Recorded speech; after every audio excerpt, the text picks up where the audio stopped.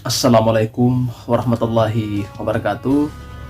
Kembali lagi bersama saya Wawan Gifari Tanasale bersama channel edukatif, transformatif, dan dialektis.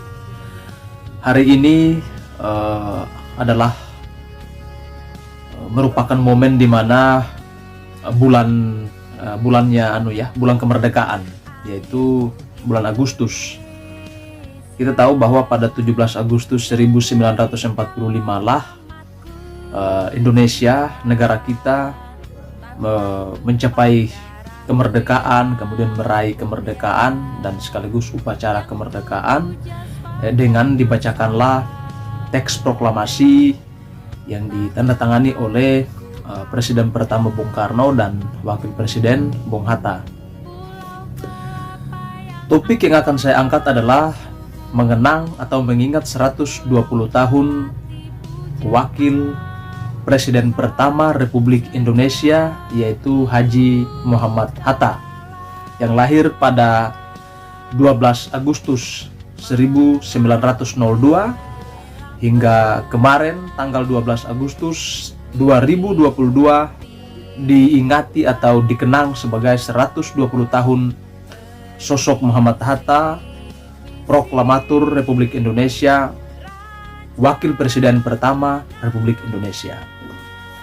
Nah, mengapa sehingga setiap ulang tahun atau hari lahir daripada para founding father ini sangat penting bagi generasi, kemudian sangat penting bagi kita kaum muda saat ini, adalah merupakan mengenang jasa-jasa mereka, mengenang perjuangan mereka, mengenang spirit perjuangan mereka untuk mempertahankan negara kesatuan Republik Indonesia, untuk mempertahankan negara Indonesia dari berbagai macam cengkeraman kolonialisme pada saat itu.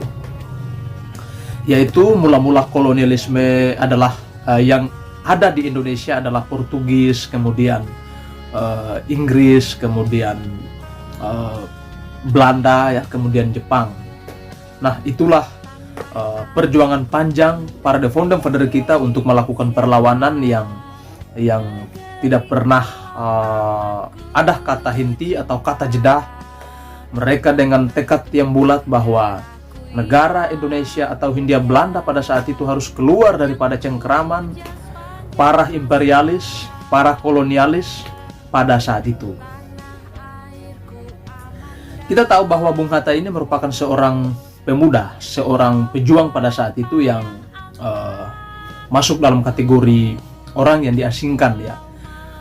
Mulai dari Boven de Gaulle di Tanah Merah Papua, kemudian sampai di Kepulauan Banda di Banda Neira, ya. Sampai hari ini alhamdulillah di Banda Neira itu masih ada jejak-jejak daripada sosok Bung Hatta, kemudian Sahrir, beberapa tokoh-tokoh nasional yang diasingkan di sana. Ada juga kalau tidak salah Cipto Mangkusumo lebih duluan, kemudian Hatta dan Sahrir diasingkan dari Boven de Gaulle ke Banda Neira. Nah, disitulah Bung Hatta menulis sebuah buku yang dikenang sepanjang masa, yaitu Alam Pikiran Yunani. Itu diselesaikan di Banda Neira, ya. Bukunya ada di tangan saya. Kebetulan saya mengoleksi juga buku-buku Pak Hatta. Buku ini diselesaikan pada tahun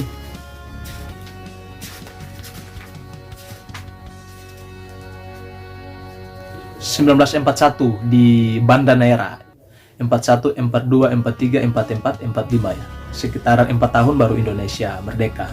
Nah, kalau tidak salah buku ini juga lah dijadikan sebagai salah satu mahar, ya, untuk beliau menikahkan istri beliau. Ini mas kawinnya kalau tidak salah, ya. Yang pernah saya dengar dari anak beliau ketika diwawancara, ya. Ketika diwawancara itu Ibu Mutia kalau tidak salah itu mengatakan bahwa Alam Pikiran Yunani itu merupakan mas kawin atau mahar yang pada saat itu dijadikan oleh Bung Hatta sebagai mas kawinnya untuk menikahkan istri daripada Bung Hatta tersebut. Nah, kemudian Bung Hatta juga adalah seorang pemikir, ya, seorang pengoleksi buku. Nah, Kemudian beliau juga lama di Nederland, masuk dalam salah satu organisasi yang kita kenal dengan Perhimpunan Indonesia, atau dalam bahasa Belandanya Indonesia Free, Indonesia Frees, atau Indistis Parties ya. Nah, dari situlah mereka berjuang mempertahankan NKRI Hindia Belanda pada saat itu, bagaimana caranya agar supaya Indonesia harus merdeka, Indonesia harus lepas daripada cengkeraman kolonialisme dan imperialisme Belanda pada saat itu. Hikmah yang dipetik oleh generasi adalah jangan pernah kita melupakan yang namanya sejarah, karena apa yang dikatakan oleh Karl Marx benar adanya, bahwa berdirinya sebuah bangsa, berdirinya sebuah negara adalah di atas lautan darah manusia, di atas ribuan kepala manusia. Untuk itulah setiap di hari lahir daripada para The Founding Father ini, tugas kita adalah memberikan doa kepada mereka, mengirimkan doa kepada mereka, semoga Allah mengampuni segala dosa mereka, Allah memberikan mereka tempat yang mulia, surga Jannatun Naim. Kemudian hikmah yang kita petik adalah bagaimana caranya agar supaya melakukan transformasi daripada pikiran-pikiran mereka, baik dari segi politik, segi ekonomi, dari segi hukum, dari segi agama, agar supaya kita selaku generasi mampu menghadapi berbagai macam dominasi globalisasi, dominasi modernisasi, baik dari luar maupun dari dalam sendiri, atau istilahnya Bung Karno, melawan kapitalisme dalam negeri. Saya akan membacakan sedikit tentang Bung Hatta di dalam sebuah novel yang ditulis oleh Dedi Ahimsa Riyadi. Ini novelnya, sebuah novel biografi ya. Hikayat Cinta dan Kemerdekaan.